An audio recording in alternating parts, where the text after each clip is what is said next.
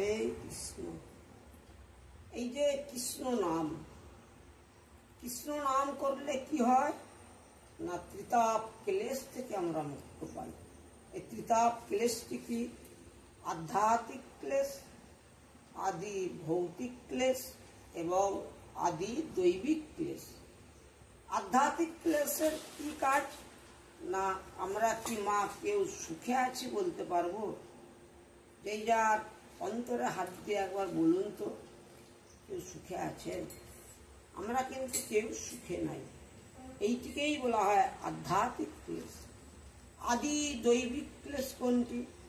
হঠাৎ ঝড় বৃষ্টি হলো, বান বন্যা হয়ে গেল, ভূমিকম্প হয়ে গেল, এইটাকে বলা হয় আদি দৈবিক ক্লেশ।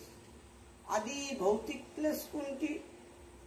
রাস্তা দিয়ে যাচ্ছি আমরা, হঠাৎ পায়ে লেগে পড়ে গেলাম, একটি অঙ্গ হানিও হয়ে যেতে পারে, পা খোঁড়া হয়ে যেতে পারে, এইটিকে বলা হয় আদি ভৌতিক ক্লেশ।